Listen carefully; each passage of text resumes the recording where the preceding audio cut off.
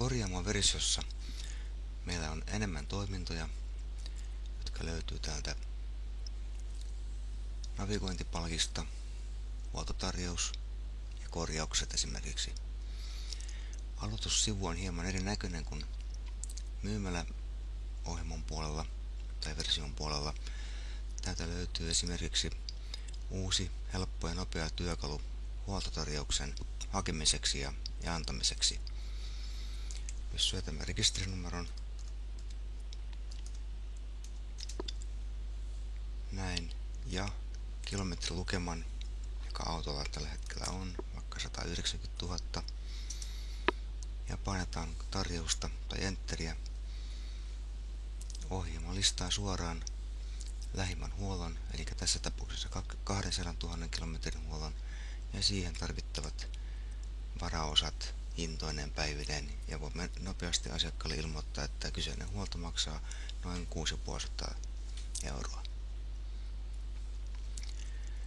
Kun tuoterivillä on tämmöinen nuolinäppäin, se tarkoittaa aivan saman kuin tuolla varosalistauksessa, eli tuotteella on alla piilotettuna vastaavia tuotteita.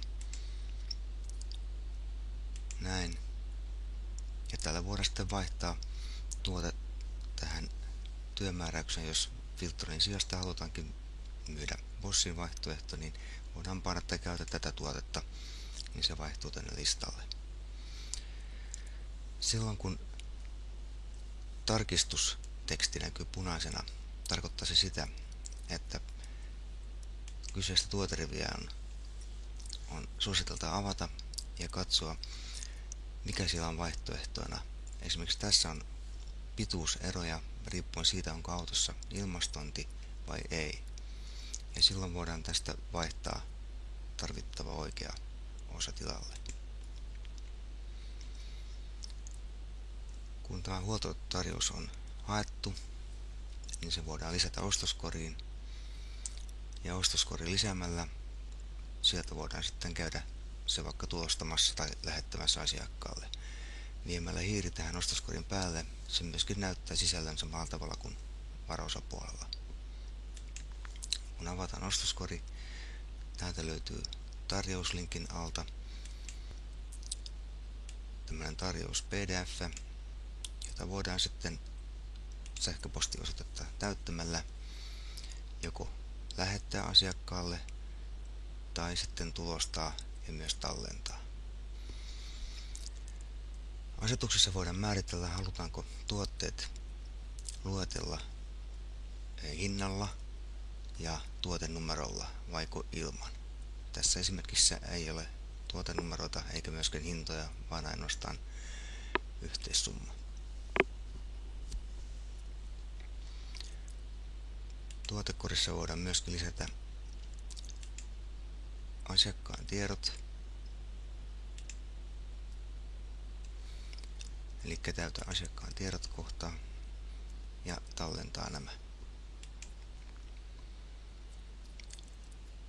Koko tämä tarjous voidaan myös tallentaa myöhempää käyttöä varten, jos tilattua työtä ei ehkä mahdollisesti heti saadakaan, ja se tallentuu silloin tänne tallennettuihin tilauslistoihin.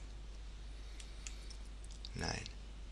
Ja tilaushistoria löytyy täältä lähetetyistä tilauksista, jotka on lähetetty osalinkin ostoskorin kautta paikalliseen jälleenmyyjän toimitettavaksi.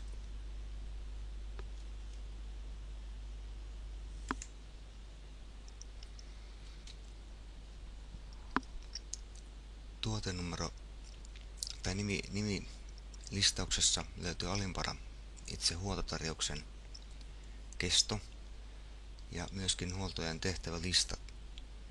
Tätä linkkiä painamalla saamme listauksen, mitä kaikkea huollossa kuuluu tehdä. Ja tämä voidaan luonnollisesti sitten tulostaa asentajalle työlistaksi.